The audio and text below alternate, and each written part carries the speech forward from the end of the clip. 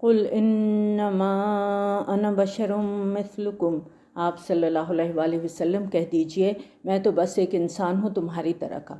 اب دیکھیں پیچھے ہم نے جو آیت نمبر 5 پڑھی تھی، مخالفین کی طرف سے جو چیلنج کیا گیا اور نہایت گستاخانہ انداز میں بات کی گئی کہ ہمارے تو دلوں میں پردے ہیں، ہمارے کانوں میں بوجھ ہے، اور ہمارے اور آپ کے درمیان ایک پردہ ہے، آپ اپنا کام کریں ہم اپنا کام کر رہے ہیں۔ تو جواب میں آپ نبی صلی اللہ علیہ وآلہ وسلم کا انداز دیکھیے، قل انما انا بشر مثلکم، یعنی میں نے تم لوگوں کے سامنے نہ تو کوئی خدائی کا دعویٰ کیا ہے، نہ میں نے یہ کہا ہے کہ میں فرشتہ ہوں، میں تو ایک انسان ہوں بالکل تمہاری طرح۔ ہاں یہ ضرور ہے کہ میرے پاس اللہ کی طرف سے وحی آتی ہے، یوحیٰ الی انما الہکم الہ واحد، میری طرف وحی کی جا رہی ہے کہ تمہارا معبود ایک ہی معبود ہے، فاستقیموا الیہ، تو اسی کی طرف سیدھا رکھو اپنے رخ کو، واستغفروہ، اور اس سے استغفار کرو، یعنی جو خطائیں غلطیاں تم پہلے کر چکے ہو اپنے رب سے ان کی معافی مانگو، اور کفر اور شرک کے عقائد سے توبہ کر لو۔ وَوَيْلٌ لِّلْمُشْرِكِينَ، اور بڑی تباہی اور ہلاکت ہوگی مشرکین کے لیے۔ الَّذِينَ لَا يُؤْتُونَ الزَّكَاةَ، وہ لوگ جو خود کو پاک کرنے کی کوشش نہیں کرتے۔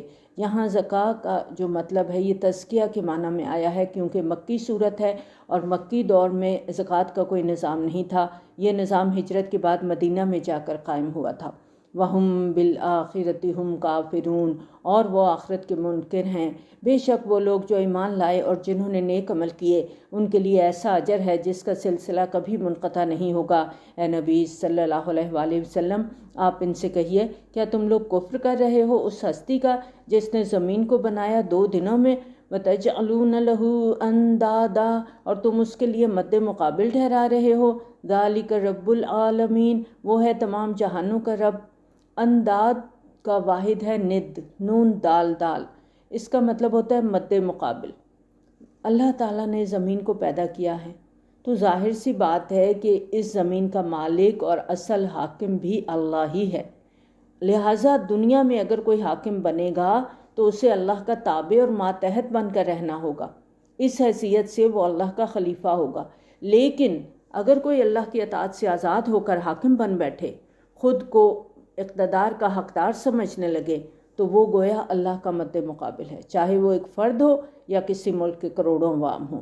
وَجَعَلَ فِيهَا رَوَاسِيَ مِن فَوْقِهَا، اور اس میں اس نے بنائے پہاڑوں کے لنگر اس کے اوپر سے، اور اس میں برکات پیدا کی، اور اس میں اندازے مقرر کیے اس کے غذاؤں کے 4 دنوں میں، یعنی 2 دنوں میں زمین کو پیدا کیا اللہ تعالیٰ نے، جو کہ بذات خود ایک بہت بڑی تخلیق ہے۔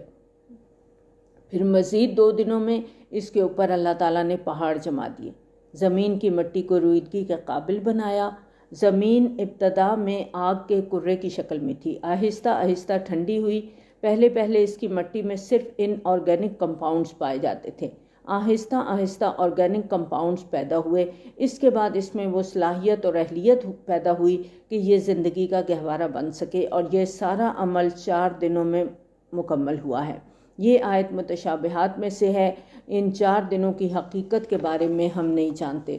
سواء للسائلین، تمام سائلین کے لیے برابر، یعنی زمین کی مختلف صلاحیتوں، زمین کی پیداوار اور اس کے غذائی ذخائر جو ہیں ان پر سب کا حق برابر ہے، جسے اس کی ضرورت ہے، کسی کا کوئی خاص فکس حصہ نہیں رکھا گیا، یہ سب کے لیے برابر ہے، سب ضرورت مند اس سے اپنی ضرورت پوری کرتے ہیں۔ ثم استوى الى السماء وهي دخان، پھر وہ آسمان کی طرف متوجہ ہوا اور ابھی وہ ایک دھواں سا تھا۔ یہ اس وقت کا ذکر ہے جب آسمان ایک دھوئیں کی شکل میں تھا اور ابھی 7 آسمانوں کی الگ الگ صورتیں وجود میں نہیں آئی تھی۔ ان آیات میں کائنات کی تخلیق کے ابتدائی مرحلے سے متعلق کچھ اشارے پائے جاتے ہیں، اور سائنسی شواہد کے مطابق بگ بینگ کے بعد آگ کا بہت بڑا گولہ وجود میں آیا، پھر اس گولے میں مزید دھماکے ہوئے اور اس مادے سے جو حصے الگ ہوئے ان سے کہکشائیں بننا شروع ہوئیں۔ فقال لها وللارض ائتیا طوعا او کرہا، تو اس نے آسمان اور زمین سے کہا تم دونوں چلے آؤ خوشی سے یا جبرن۔ قالتا اطینا طائعین، ان دونوں نے کہا ہم حاضر ہیں پوری آمادگی کے ساتھ۔ فقضاہن 7 سماوات فی یومین، پھر اس نے اس کو 7 آسمانوں کی شکل دے دی 2 دنوں میں۔ قرآن مجید میں 7 مقامات پر یہ ذکر ملتا ہے کہ زمین اور آسمان کی تخلیق 6 دنوں میں ہوئی۔ یہ قرآن کا واحد مقام ہے جہاں پر نہ صرف یہ کہ 6 دنوں کی مزید تفصیل دی گئی ہے، بلکہ اس تخلیقی عمل کی ترتیب کے بارے میں بھی بتایا گیا ہے کہ پہلے زمین بنی اور 7 آسمان اس کے بعد وجود میں آئے۔ وَأَوْحَىٰ فِي كُلِّ سَمَاءٍ أَمْرَهَا، اور اس نے وحی کر دیا ہر آسمان پر اس کا حکم۔ 7 آسمان بنانے کے بعد ہر آسمان پر اس سے متعلق تفصیلی احکامات اللہ تعالیٰ نے بھیج دیے۔ وَزَيَّنَّا السَّمَاءَ الدُّنْيَا بِمَصَابِيحَ وَحِفْظًا، اور ہم نے آسمان دنیا کو چراغوں سے مزین کر دیا اور اس کی خوب حفاظت کی۔ چراغوں سے مراد یہاں پر ستارے ہیں۔ ستارے زمین سے قریب ترین آسمان کے لیے باعث زینت بھی ہیں، اور شیاطین جن کی سرگرمیوں کے خلاف یہ حفاظتی چوکیوں کا بھی کام دیتے ہیں۔ جو بھی شیاطین جن غیب کی خبریں حاصل کرنے کے لیے ممنوع حدود میں داخل ہونے کی کوشش کرتے ہیں، ان پر ستاروں سے میزائل داغے جاتے ہیں۔ یہ پیچھے سورۃ ہجر کی آیت نمبر 17 اور سورۃ انبیاء کی آیت نمبر 32 میں ہم پڑھ چکے۔ ذالک تقدیر العزیز العلیم، یہ اس ہستی کا بنایا ہوا اندازہ ہے جو زبردست ہے اور سب علم رکھنے والا ہے۔ فَإِنْ أَعْرَضُوا فَقُلْ أَنذَرْتُكُمْ صَاعِقَةً مِثْلَ صَاعِقَةِ عَادٍ وَثَمُودَ، تو اے نبی صلی اللہ علیہ وآلہ وسلم اگر یہ لوگ اعراض کریں تو آپ کہہ دیجئے کہ میں نے تو تمہیں خبردار کر دیا ہے ایک ایسی خوفناک کڑک سے جیسی کہ قوم عاد اور قوم سمود کی کڑک تھی، جب کہ ان کے پاس رسول آئے، ان کے سامنے سے بھی ان کے پیچھے سے بھی، اس دعوت کے ساتھ کہ اللہ کے سوا کسی کی بندگی نہ کرو۔ جواب میں ہر قوم کے لوگوں نے یہی کہا کہ اگر ہمارا رب چاہتا تو فرشتوں کو نازل کر دیتا، بس جو چیز دے کر آپ بھیجے گئے ہیں ہم تو اس کا انکار کرتے ہیں۔ یعنی پیغمبر کا دعویٰ ہے کہ آپ کو اللہ نے کوئی خاص پیغام دے کر ہماری طرف بھیجا ہے، تو قوم کہتی ہے ہمارا جواب بھی سن لیں کہ آپ کے دعوے کے مطابق جس چیز کے ساتھ بھی آپ کو بھیجا گیا ہے ہم اسے ماننے سے انکار کرتے ہیں۔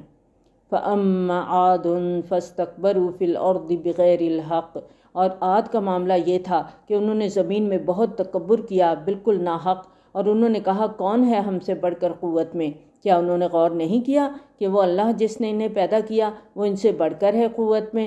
یعنی اگر انہیں اپنے مد مقابل کوئی اور قوم اس وقت دنیا میں نظر نہیں آ رہی تھی تو کیا انہیں اللہ کی طاقت بھی نظر نہیں آ رہی تھی کہ وہ طاقتور ہستی تو بہرحال ہے جس نے انہیں پیدا کیا، اور وہ ہماری آیات کا انکار کرتے رہے تو ہم نے ان پر چھوڑ دی بہت زور کی ہوا نحوست کے دنوں میں۔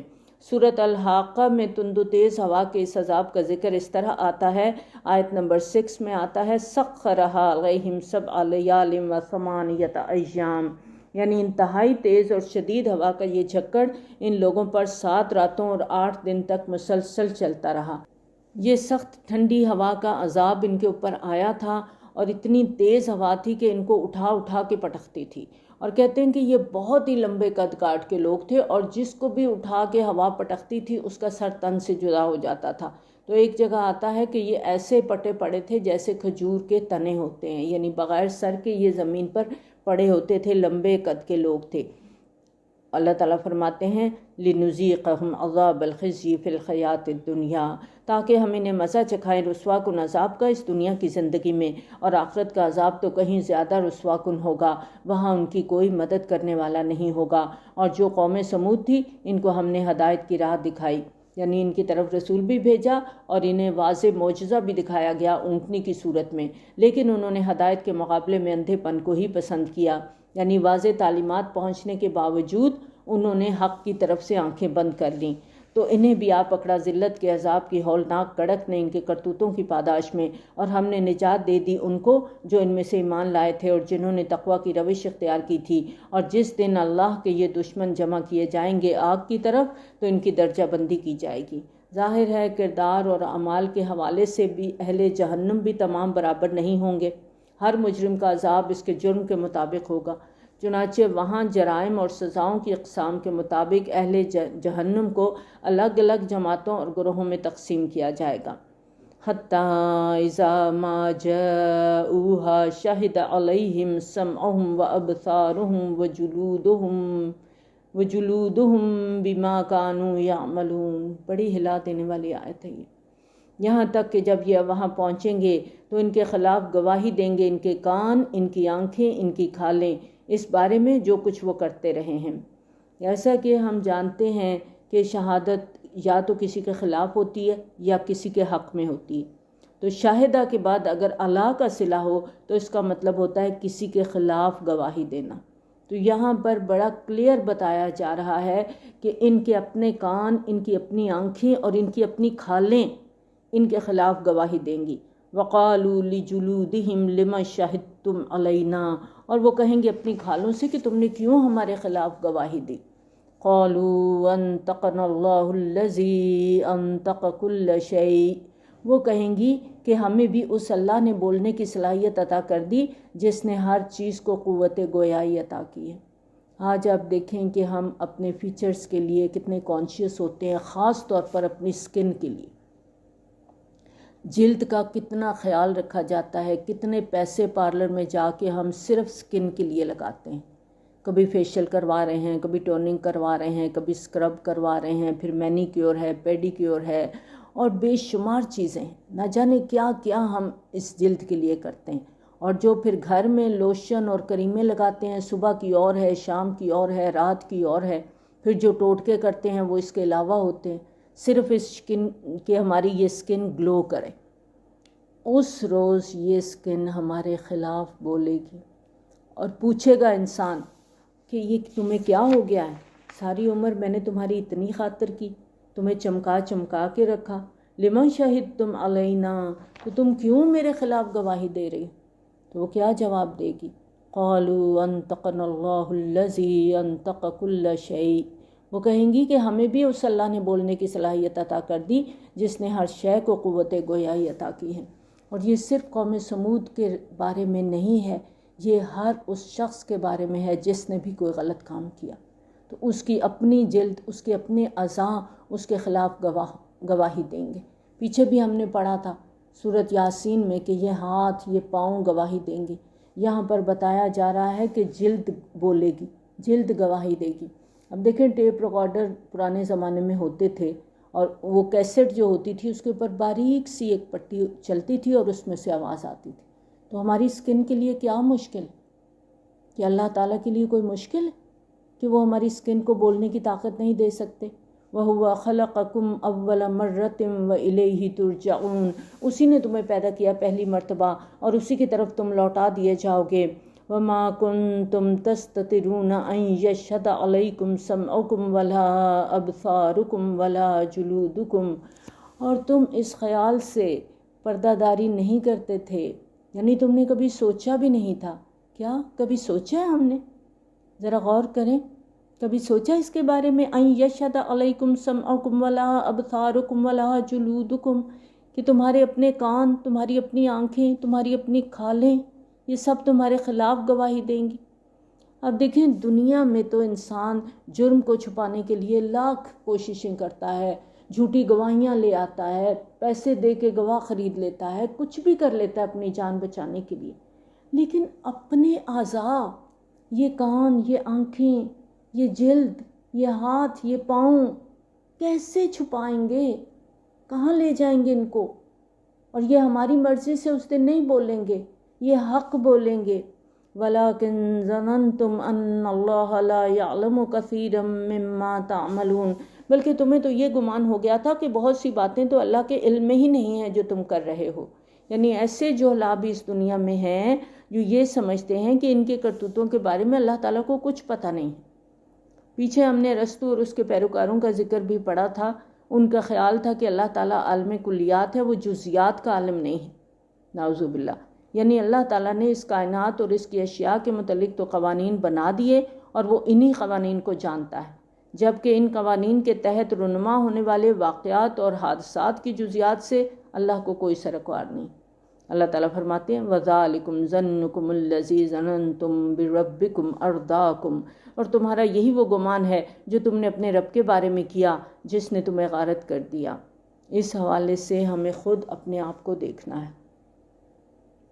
ہمارا تو ایمان ہے کہ اللہ سمیع ہے، اللہ بصیر ہے نا ایمان؟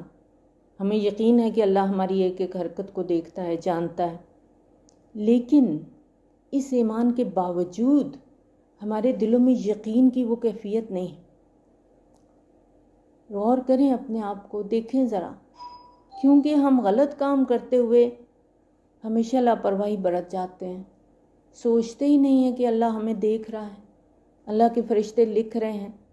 اگر واقعی دل میں یقین ہو نا، تقویٰ کی وہ فیلنگ ہو کہ کوئی دیکھے نہ دیکھے اللہ دیکھ رہا ہے، تو انسان غلط حرکت کر سکتا ہے، کبھی منہ سے غلط بات نکال سکتا ہے، کبھی جھوٹ بول سکتا ہے، کبھی چغلی کر سکتا ہے، کبھی غیبت کر سکتا ہے، سوال ہی نہیں اٹھتا۔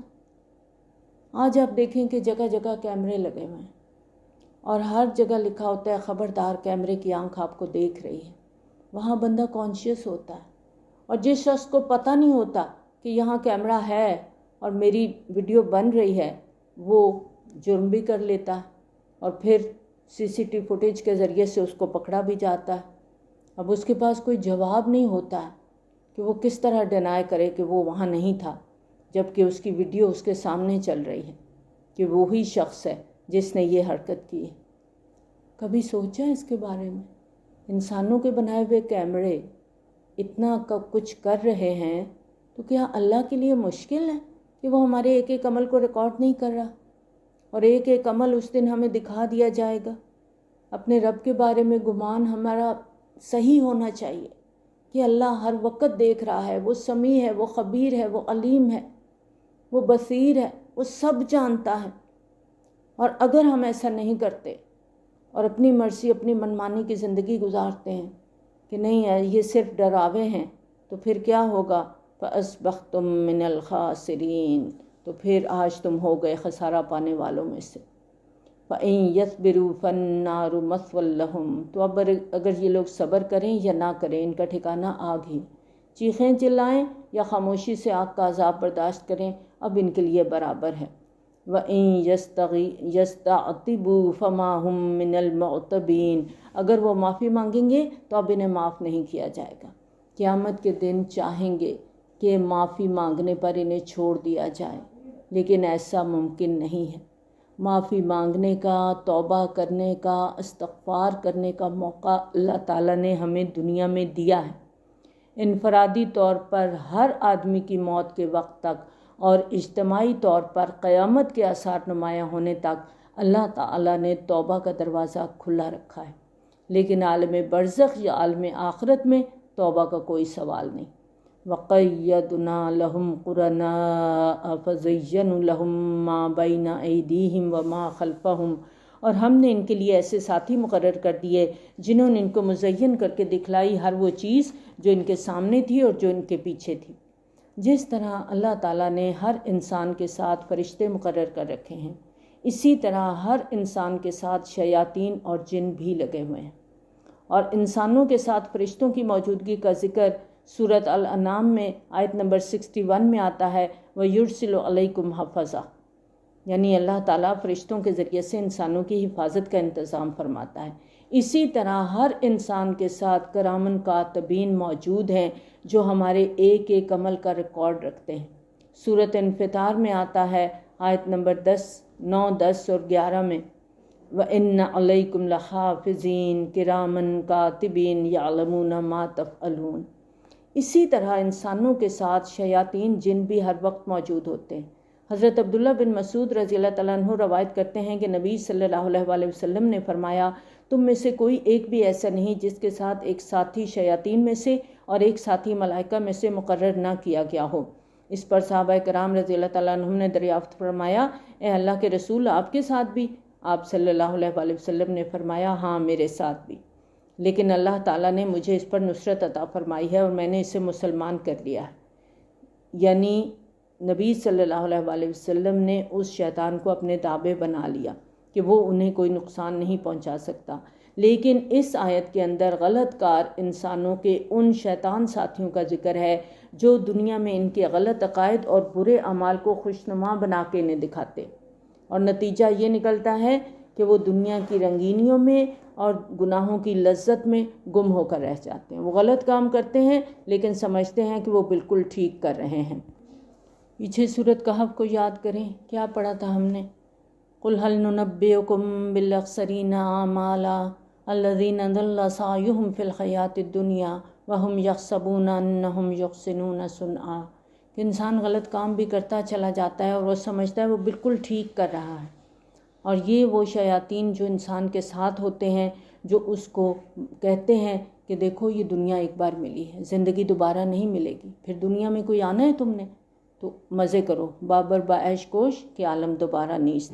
وحق علیہم القول فی قد خلت من قبلہم من الجن والانس، اور ان پر سچ ثابت ہوئی اللہ کے عذاب کی بات، اور وہ شامل ہو گئے ان امتوں میں جو ان سے پہلے گزر چکی ہیں، جنوں اور انسانوں کی، یعنی ان پر بھی بالآخر وہی بات پوری ہو کر رہی جو جنوں اور انسانوں کے ان گروہوں پر پوری ہوئی تھی جو ان سے پہلے تھے، یعنی وہ اللہ کے عذاب کے مستحق قرار پائے۔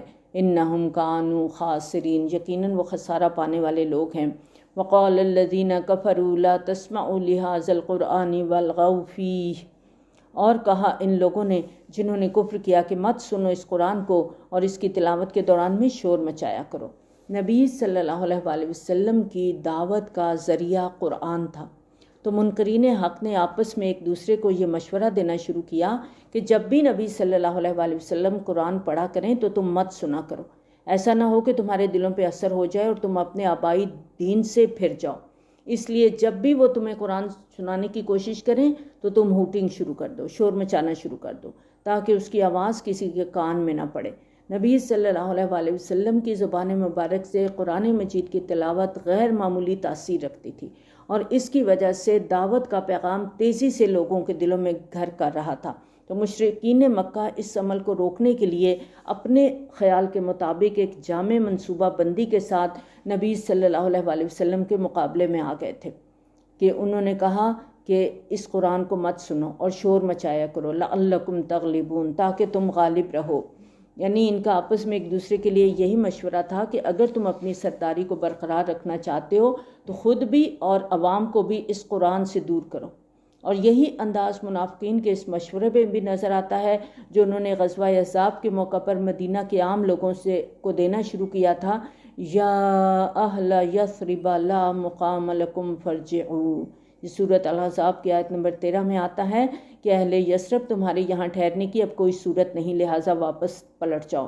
تو نبی صلی اللہ علیہ وآلہ وسلم کی زبان مبارک سے قرآن کے پیغام کو گھر گھر پہنچتے دیکھ کر مشرکین بجا طور پر یہ بات محسوس کر رہے تھے کہ اگر اس دعوت کو بر وقت نہ روکا گیا تو عرب کی سرزمین میں ان کے لیے کوئی ٹھکانہ نہیں بچے گا۔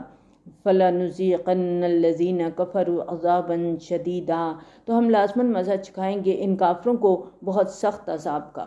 یہ بڑا سخت جواب دیا گیا، اور اس جملے کا اسلوب بھی زوردار ہے۔ اللہ تعالیٰ فرماتے ہیں یہ میرا کلام ہے، اسے میں نے لوگوں کی ہدایت کے لیے نازل کیا ہے، اس میں ہدایت ہے، فرقان ہے۔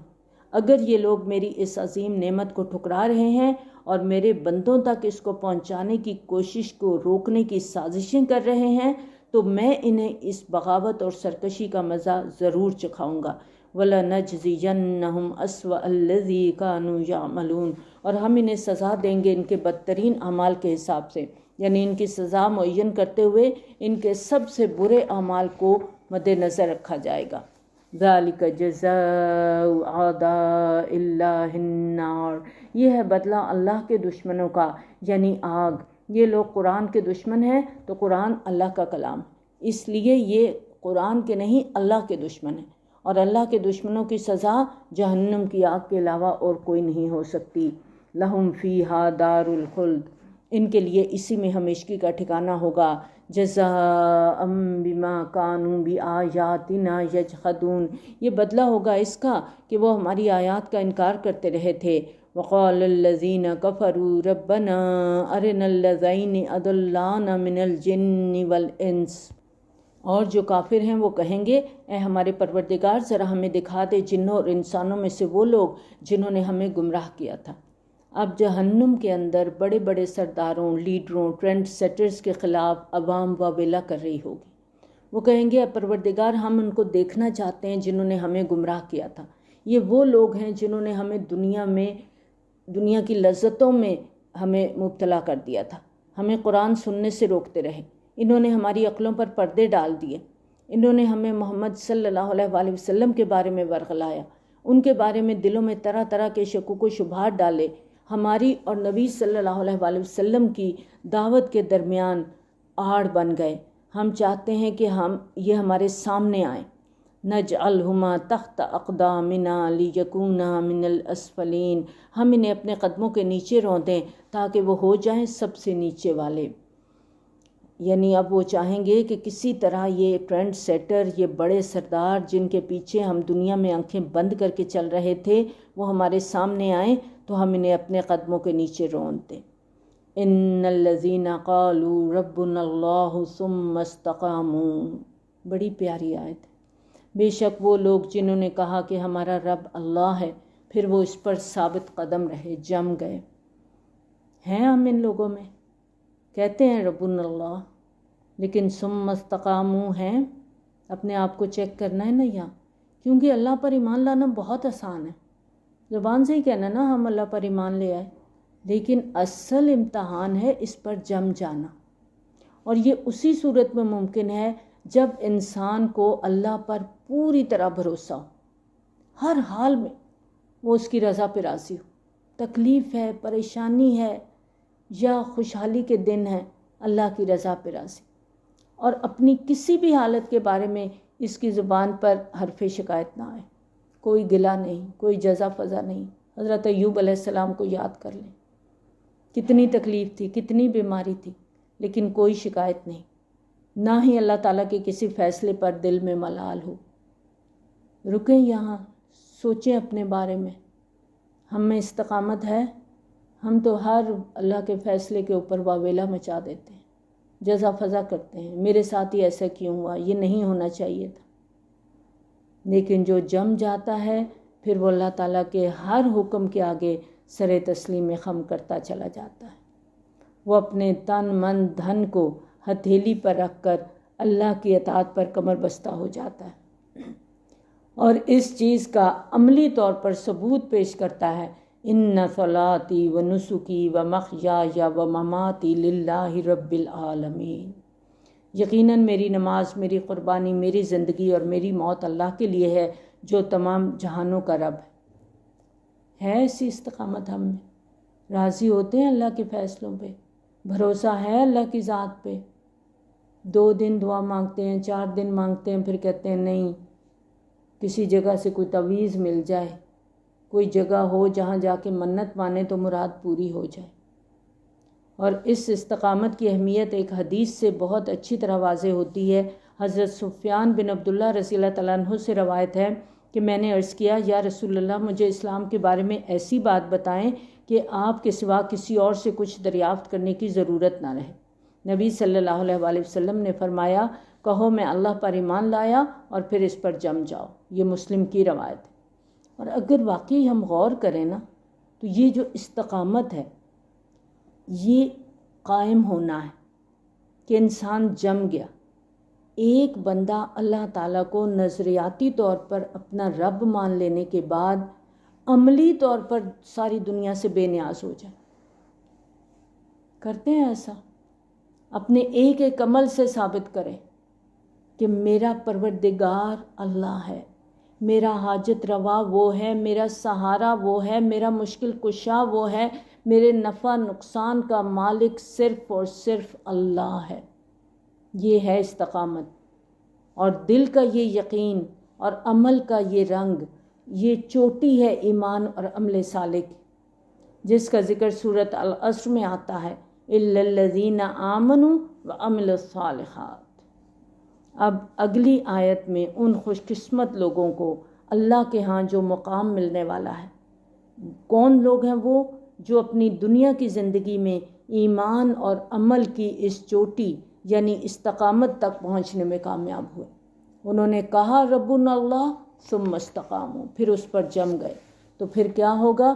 تتنزل علیہم الملائکۃ الا تخافوا ولا تحزنوا وابشروا بالجنۃ التی کنتم توعدون. پھر ان پر فرشتوں کا نزول ہوتا ہے کہ آپ لوگ ڈرو نہیں، غم نہ کرو، خوشیاں مناؤ اس جنت کی جس کا تم سے وعدہ کیا جا رہا ہے. اللہ کی راہ میں آ گئے، اللہ کو رب مان لیا، اب ثابت قدم ہو جانا ہے، اب ڈاواں ڈول نہیں ہونا. اس آیت کو نا تھوڑا سا فیل کریں. اب دیکھیں دنیا کے اندر کئی دفعہ ہوتا ہے انسان پہ بہت ٹف ٹائم آ جاتا ہے، شدید تکلیف کی حالت میں وہ ہوتا ہے، اتنے میں کوئی آتا ہے، آپ کے سر پر ہاتھ رکھتا ہے، کہتا ہے کیوں پریشان ہو، میں ہوں نا تمہارے ساتھ. تو کتنی تسلی ہوتی ہے انسان کو کہ میں اکیلا نہیں ہوں، میرے ساتھ کوئی ہے.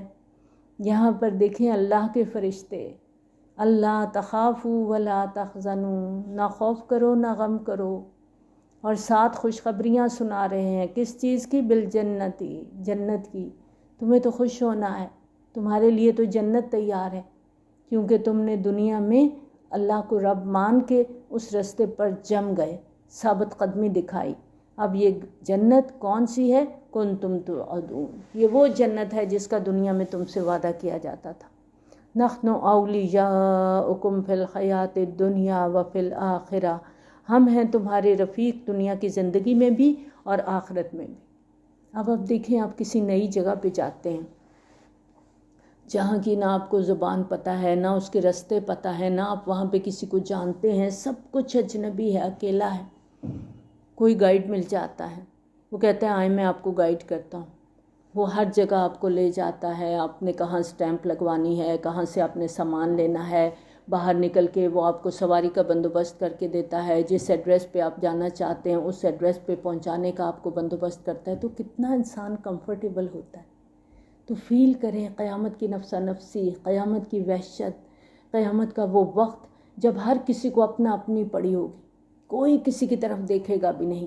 اس دن فرشتے کہیں گے نحن اولیاؤکم فی الحیات الدنیا، دیکھو ہم دنیا کی زندگی میں بھی تمہارے ساتھ. جب انسان اللہ کے راستے میں جم جاتا ہے نا تو فرشتے اس کے ساتھ ہوتے ہیں. اور کئی دفعہ آپ خود کہتے ہیں مجھے پتہ نہیں چلا میرا یہ کام کیسے ہو گیا. ایسی اللہ کی مدد آئی کہ خود سے خود کام ہوتے چلے گئے. یہ اللہ کی طرف سے مدد ہوتی ہے، یہ غیبی امداد ہوتی ہے. آپ کو پتہ بھی نہیں چلتا اللہ کس طرح وسیلے بنا دیتا ہے، کس طرح یہی آپ کے ارد گرد کے لوگ آپ کے لیے آسانیاں پیدا کر دیتے ہیں. اور اس دن وہ فرشتے آخرت کی نفسا نفسی میں، قیامت کی وحشت میں ساتھ ہوں گے، کہیں گے ہم تمہارے ساتھی تھے دنیا کی زندگی میں بھی آخرت کی زندگی میں بھی. اور وہ پورا گائیڈ کریں گے کہ چلو اب یہاں تم جنت کی طرف. اور جنت کیسی جگہ ہے؟ وَلَكُمْ فِيهَا مَا تَشْتَهِي أَنفُسُكُمْ، اور تمہارے لیے اس جنت میں وہ سب کچھ ہوگا جو تمہارا جی چاہے گا، جو چاہو گے ملے گا. صرف خواہش دل میں آئے گی سب سامنے آ جائے گا. ایسا دنیا میں تو ممکن ہی نہیں ہے. ہزاروں خواہشیں ایسی کہ ہر خواہش پہ دم نکلے. فرمایا جو تمہارا جی چاہے گا، جو چاہو گے. ہم تو جانتے ہیں، تمہارے نفسوں کے تقاضوں کو بھی جانتے ہیں، تمہاری خواہشات کو بھی جانتے ہیں. تو تمہاری خواہشات کی تسکین کا مکمل سامان تمہیں وہاں ملے گا. وَلَكُمْ فِيهَا مَا تَدَّعُونَ، اور تمہارے لیے اس میں وہ سب کچھ بھی ہوگا جو تم مانگو گے. یعنی ایک تو ہے دل کی خواہش، ایک ہوتا ہے آپ زبان سے کوئی چیز مانگتے ہیں. تو نفس کے تقاضوں کے مطابق تو ہر چیز پہلے سے وہاں ہوگی، جو آپ کے دل کی خواہشات ہیں وہ پہلے سے ہوں گی. اور مانگنے اور طلب کرنے کے حوالے سے ہر شخص کا ذہنی سطح کے مطابق ایک معیار ہوتا ہے، ایک ذوق ہوتا ہے. جیسے بچہ اپنی پسند کی چیز مانگتا ہے، کوئی کھلونا مانگتا ہے. جو دیہاتی ہے وہ اپنے معیار کی کوئی چیز مانگتا ہے. کوئی حکیم ہے، فلسفی ہے، وہ اپنے ذوق کے مطابق سوال کرے گا. تو جو کچھ بھی مانگے گا وہ سب کچھ اس کے سامنے حاضر کر دیا جائے گا. نزلا من غفور الرحیم، یہ مہمان نوازی ہوگی اس ہستی کی طرف سے جو غفور الرحیم ہے. جنت کی جن نعمتوں کا ذکر ہمیں قرآن اور حدیث میں ملتا ہے یہ نزل ہے. اور جہاں تک اصل ضیافت کا تعلق ہے ہم اس کا احاطہ نہیں کر سکتے. نبی صلی اللہ علیہ وآلہ وسلم نے فرمایا، اللہ تعالیٰ کا ارشاد ہے، میں نے اپنے نیک بندوں کے لیے جنت میں وہ کچھ تیار کر رکھا ہے جو نہ کسی آنکھ نے دیکھا، نہ کسی کان نے سنا، اور نہ ہی کسی انسان کے دل پر اس کا گمان گزرا. یہ بخاری کی روایت ہے. پھر نبی صلی اللہ علیہ وآلہ وسلم نے سورۃ سجدہ کی یہ آیت تلاوت فرمائی، آیت نمبر 17، فَلَا تَعْلَمُ نَفْسٌ مَّا أُخْفِيَ لَهُم مِّن قُرَّةِ أَعْيُنٍ جَزَاءً بِمَا كَانُوا يَعْمَلُونَ. بس کوئی انسان نہیں جانتا کہ اہل جنت کی آنکھوں کی ٹھنڈک کے لیے کیا کچھ چھپا کر رکھا گیا ہے، وہ بدلہ ہوگا ان کے اعمال کا. اللہم اجعلنا منہم. یا اللہ ہم تجھے رب مانتے ہیں، ہمیں اس راستے میں ثابت قدمی عطا فرما۔ دعا بھی کیا کریں، کوشش بھی کیا کریں کہ اللہ تعالیٰ ہمیں ان لوگوں میں شامل کر لے۔ وَمَنْ أَحْسَنُ قَوْلًا مِّمَّنْ دَعَا إِلَى اللَّهِ، اور اس شخص سے بہتر بات کس کی ہوگی جو بلائے اللہ کی طرف۔ جس خوش قسمت شخص کو ایمان کے بعد استقامت مل جائے گی، اسے اب کس بات کی دھن ہے؟ اب وہ مال و دولت کے پیچھے تو نہیں دوڑے گا، اقتدار کے پیچھے تو نہیں بھاگے گا، اب تو وہ اس دنیا کے دھوکے سے نکل آیا، بہت آگے آ گیا، ثابت قدمی کے میدان میں آ کر اب اس کی ترجیحات فرق ہو گئیں۔ اب اس کو اچھی طرح سمجھ آ چکی ہے کہ یہ دنیا کی چیزیں فانی ہیں، آج ہیں کل نہیں ہیں، جب دنیا سے جانا ہے تو صرف عمل ساتھ جائیں گے۔ اور اسے اچھی طرح معلوم ہے کہ دنیا اور اس کے لوازمات کی جتنی بہتات ہوگی، حساب آخرت اتنا ہی مشکل ہوتا چلا جائے گا۔ تو اس کے دل میں ایک ہی تڑپ رہ جاتی ہے، وہ ہے اللہ کی طرف بلانے کی تڑپ۔ اب اس کی دوڑ دھوپ، اس کی جد و جہد، اگر اس کا کوئی گول ہے تو صرف یہ کہ میں خود بھی ہدایت کے راستے پر چلوں اور زیادہ سے زیادہ انسانوں کو بھی راہ ہدایت پر لے آؤں۔ وَعَمِلَ صَالِحًا وَقَالَ إِنَّنِي مِنَ الْمُسْلِمِينَ، اور وہ نیک عمل کرے اور کہے کہ میں مسلمانوں میں سے ہوں۔ اعمال صالحہ کا مفہوم استقامت کے اندر بھی ہے، اور یہاں پر علیحدہ بھی ذکر آ گیا کہ دعوت اللہ اور عمل صالح لازم و ملزوم ہے۔ اگر ایک دائی کا اپنا عمل درست نہیں تو نہ صرف یہ کہ اس کی دعوت مؤثر نہیں ہوگی بلکہ وہ بدنامی کا باعث بنے گی۔ وَلَا تَسْتَوِي الْحَسَنَةُ وَلَا السَّيِّئَةُ، اور دیکھو اچھائی اور برائی برابر نہیں ہوتے، یہ تو کوئی بھی نہیں کہتا، یہ تو ہر کسی کو پتہ ہے، اور یہ بات مسلم حقیقت ہے کہ اچھائی اور برائی کبھی بھی برابر نہیں ہوتی۔ ادفع باللتی ہی احسن، تم مدافعت کرو بہترین طریقے سے۔ لوگ گالیاں دیں تم انہیں دعائیں دو، پتھر ماریں جواب میں پھول پیش کرو۔ یہ وہ حکمت عملی ہے جو کبھی ناکام نہیں ہوتی۔ اس کے سامنے بڑے سے بڑا پتھر دل انسان بھی نرم پڑ جاتا ہے۔ کر سکتے ہیں ایسا؟ ہمیں تو کوئی ایک بات کہتا ہے، ہم آگے سے جب تک 10 نہ سنا لیں ہماری تسلی نہیں ہوتی۔ اللہ تعالیٰ فرماتے ہیں تم بے ضرر انسان بن جاؤ۔ اب دیکھیں حضرت عیسیٰ علیہ السلام نے اسی حکمت عملی کے بارے میں فرمایا تھا کہ تم سانپ کی مانند چوکنے اور فاختہ کی طرح بے ضرر ہو جاؤ۔ یعنی ایک دائی کو احمق اور بدھو نہیں ہونا چاہیے کہ دوسرے سے نقصان پہنچائے، لیکن اس کے ساتھ ساتھ اس کی اپنی ذات سے کسی دوسرے کو نقصان نہ پہنچے۔ اور یہ جو دین کی دعوت ہے نا، یہ خاموش عمل ہوتا ہے۔ آپ اپنے خاموش عمل سے دعوت دیتے رہتے ہیں۔ جب آپ کے عمل لوگ دیکھتے ہیں تو وہ خود بخود آپ کی طرف جھکتے چلے آتے ہیں۔ نبی صلی اللہ علیہ وآلہ وسلم کی سیرت ہمارے سامنے ہے۔ نبی صلی اللہ علیہ وآلہ وسلم نے گالیاں دینے والوں کو ہمیشہ دعائیں دی، بلکہ آپ تو ابو جہل جیسے دشمنوں کے لیے بھی ہدایت کی دعا اللہ تعالیٰ سے مانگتے تھے۔ اور نبی صلی اللہ علیہ وآلہ وسلم کی سیرت کا جب ہم مطالعہ کرتے ہیں تو ہم دیکھتے ہیں کہ جس نے بھی آپ کو اذیت دی، آپ نے جواب میں اس کے لیے دعا ہی کی۔ وہ بڑھیا کا واقعہ تو ہم بچپن سے اپنی کتابوں میں پڑھتے آ رہے ہیں۔ ایسا کر سکتے ہیں ہم؟ اتنا ظرف ہے ہمارے اندر جو نبی صلی اللہ علیہ وآلہ وسلم کے اندر تھا؟